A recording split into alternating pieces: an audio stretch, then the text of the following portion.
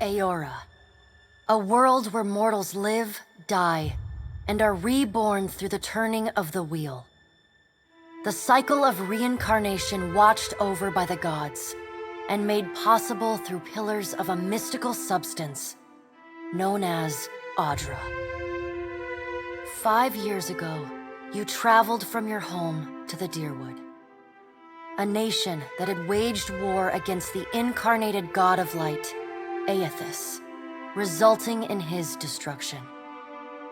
The country suffered from a plague of hollowborn, infants born without souls, that many believed was punishment for killing a god. In an ancient, secluded ruin, you witnessed a secret ritual that inadvertently transformed you into a Watcher. One who can see and speak with souls. The ritual also gave you horrible visions, waking nightmares of a past life that threatened your sanity. To put them to rest, you pursued the man who had led the ritual, a seemingly immortal agent of the gods, known as Theos Ix Arcanon. With divine assistance, you confronted and defeated Theos, ending your visions and resolving the Hollowborn crisis. In so doing, you also learned the great secret that Theos had protected. That the ancient empire of Anguith had transformed themselves into gods. Your visions finally put to rest, you retired to the castle of Cadnuma, built atop a massive statue of pure Audra, where you ruled in relative peace and prosperity.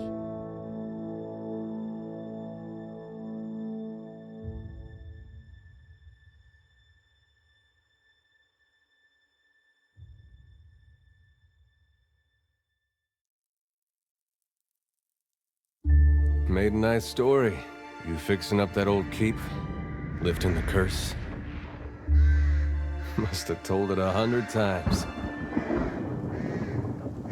But something got to gnawing at me. Thinking the spirits there weren't really at rest. That maybe the gods weren't finished with us.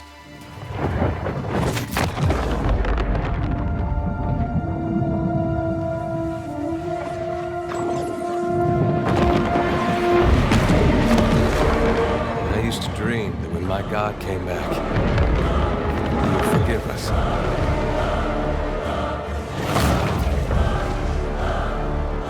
Last the trouble with dreams. Sooner or later, we all have to wake up.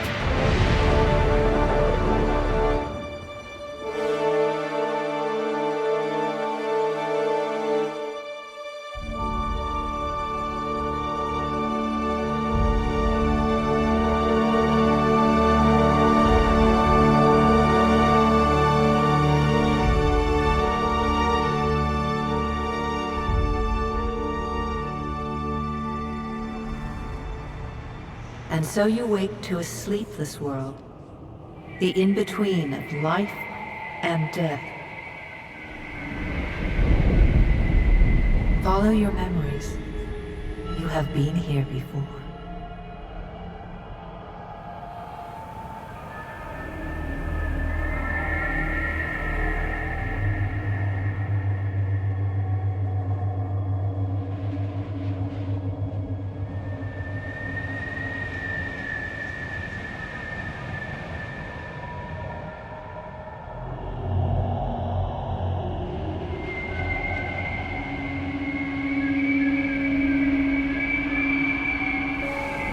You have seen past the shroud.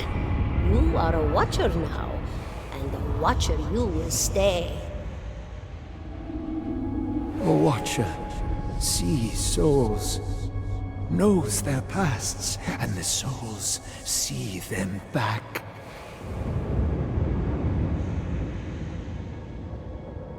A dubious honor, inheriting a fortress both broken and cursed.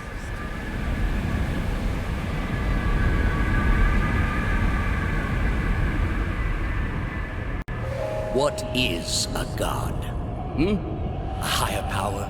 A rewarder of good deeds and punisher of the wicked?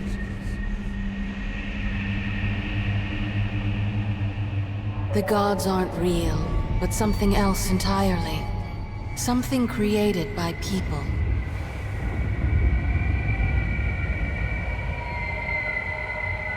And did you ever consider that these were things you were never meant to understand? That their comprehension is beyond you?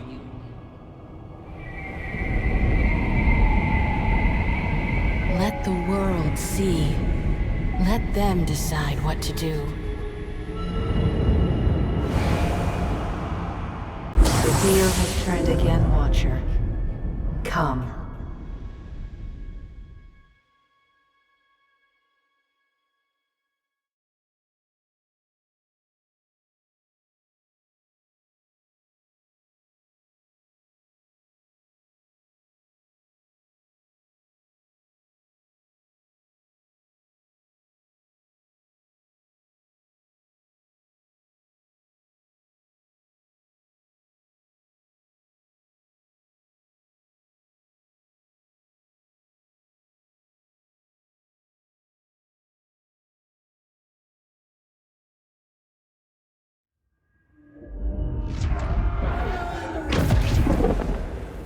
An aged dwarf shares this strange floating platform with you. His face is creased by so many wrinkles that his features lie buried amid shadowy pockets of skin. Still, the dwarf's well-practiced habits have left telltale tracks of a welcoming rictus across his visage.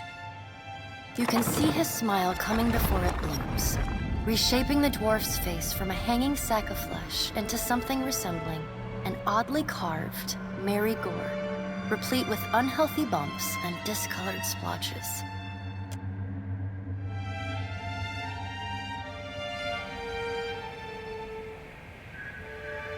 The creases of the dwarf's face tighten into a smile as he gives you a courteous nod.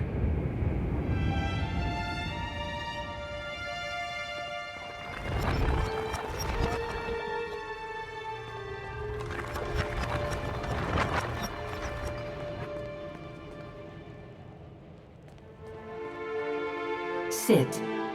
Please.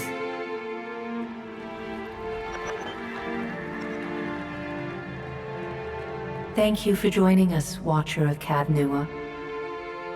The gaunt woman seated at the table is clad in time-worn black armor that seems too massive for her to move in.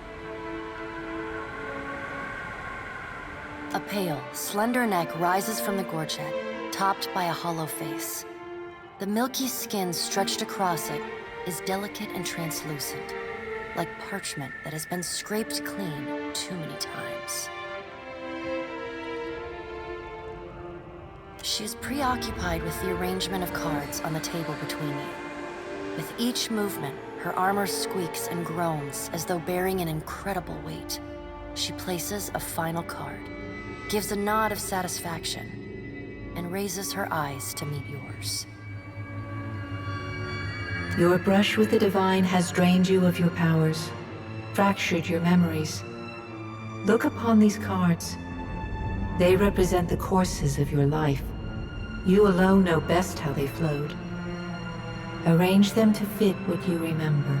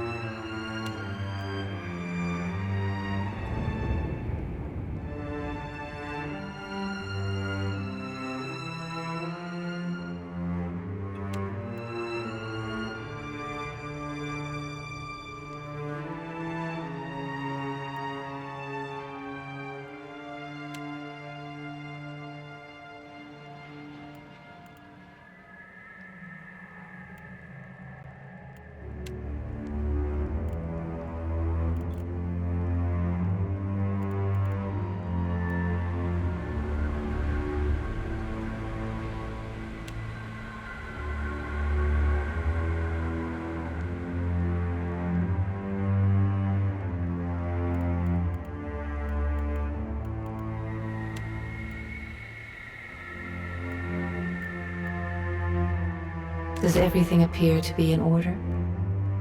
Good. Welcome to the Beyond. I am Bera. One half, anyway.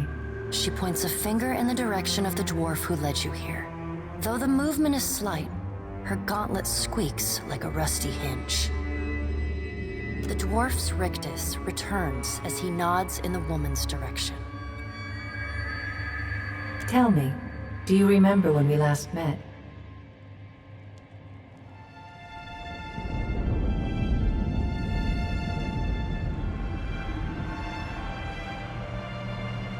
You came to that tower seeking our aid.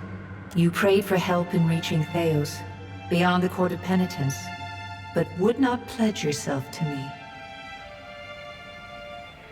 Still, a pledge unmade stands fairer in this court than a pledge broken. She places a card in the middle of the arrangement. A bell tower with no bell. Her fingertips slowly drag away from the card, faintly creaking as they retreat across the table.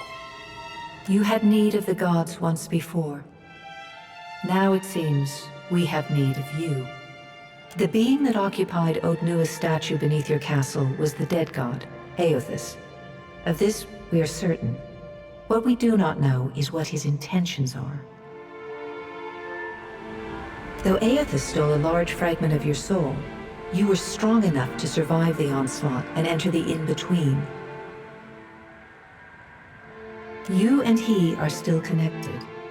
He has chosen a body made of living Audra, perfused with the power of thousands of souls, including yours. It should be little difficulty for an experienced watcher to find him. No, but neither is your body truly alive. Your lungs draw breath, your heart pumps blood, but your flesh is as soulless as a hollowborn. That is, until I return you. She delicately places a card upright on the table. The art depicts souls flowing out of a pillar of Audra.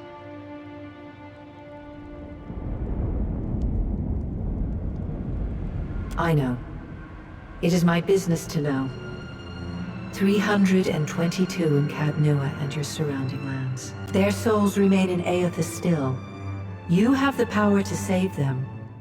Serve me and I will return you to your body. Or don't, and return to the wheel. Good. Before you return to Aora as my herald, you must remember who you were, the last whisper of life in death. For a moment, the sockets of her eyes darken, leaving the pits of a death's head gazing out at you. When you can picture your own face, the Beyond will lead you back to your own kind, to the world of mortals.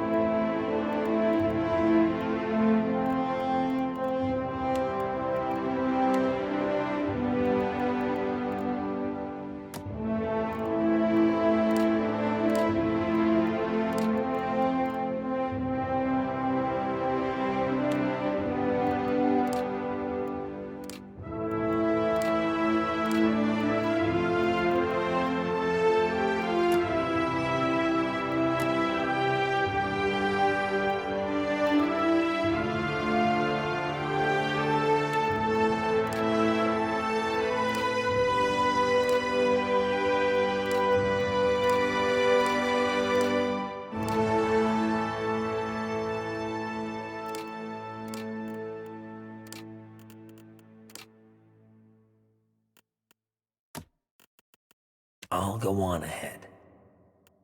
Let's go! Stand together! Let us end this! Charge! Easy now.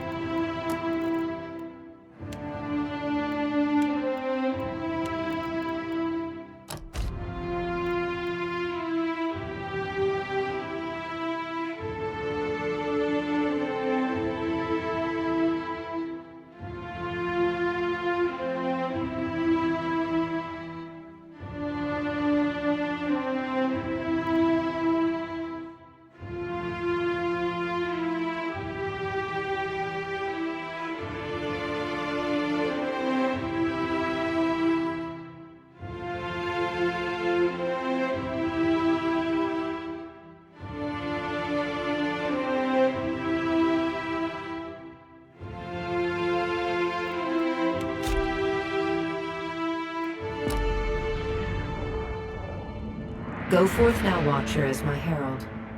Know that I do not give you this title lightly. When the time comes, you will have the power to reveal the souls that cling to you, to open the gateway from the in-between to the waking world. Find Aethys. Learn his plans. When I have cause to talk to you, I will summon you. With a quick gesture of her hand, you feel a sharp pain in what would be your chest. The pain continues, intruding deeper into your soul. Looking down, you see a small lump of darkness roiling within you. The darkness links. A chime. Do not fear, Herald. It will not harm you unless you choose to cross me. I trust it will not come to that. Her gauntleted hand gestures to the dwarf, hovering nearby. The dwarf nods, contorts his face with his odd smile, and gestures to a new door.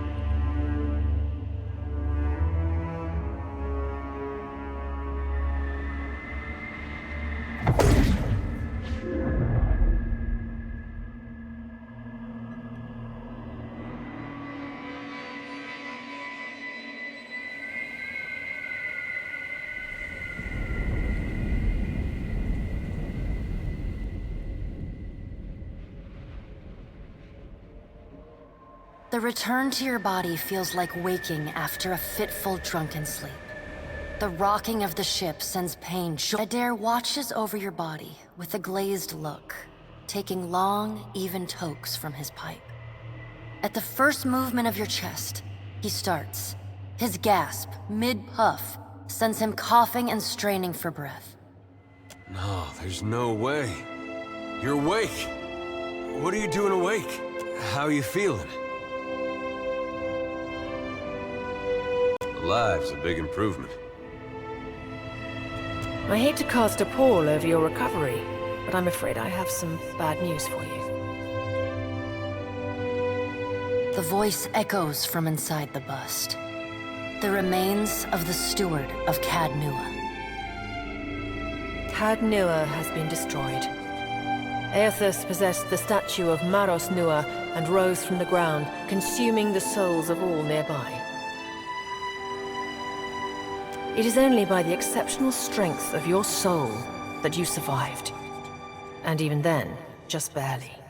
The further Aethys withdrew, the weaker you became. We chartered this ship and followed him to the Deadfire archipelago. I know not how, but it seems he has retained a piece of your soul, and proximity to it has brought you back.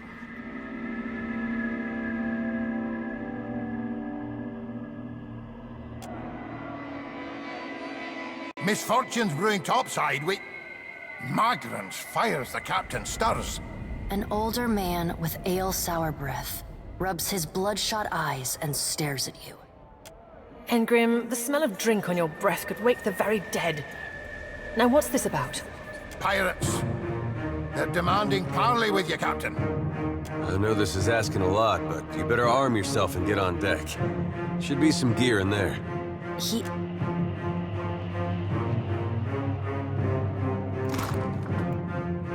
All right, now make some use of it.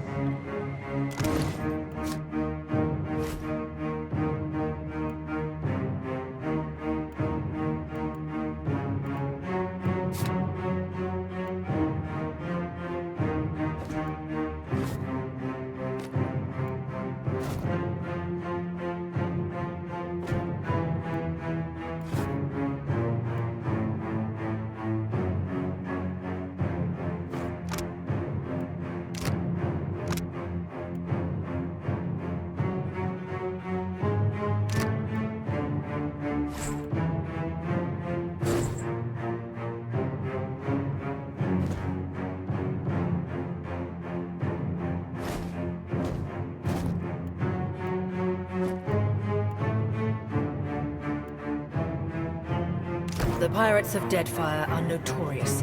I suggest you deal with them quickly.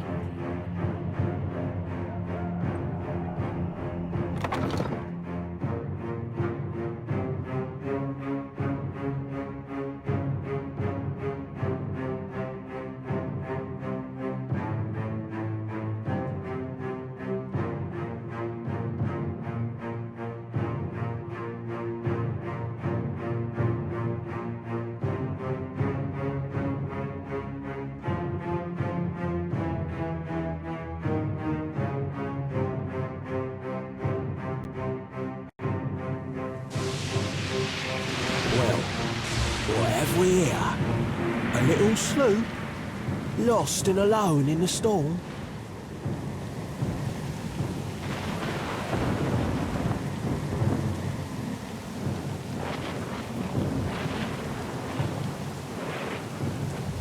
I'll be taking your ship now, if you don't mind.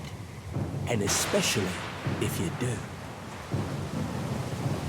Well, at least he asked. I am a gentleman of fortune. Give her up easy, and I'll see you get a swift death. It'll be bloody and agonizing, sure. But at least it'll be quick. And you're the one who'll be paying me. Ain't that just lovely? Listen up, mates. I'm off to spear me a bigger fish. One with sharper teeth like. I'm trusting you lot not to cock this up. Don't damage the sloop when you take it. Play with the crew if you'd like, but don't bring me any prisoners. None that are alive. You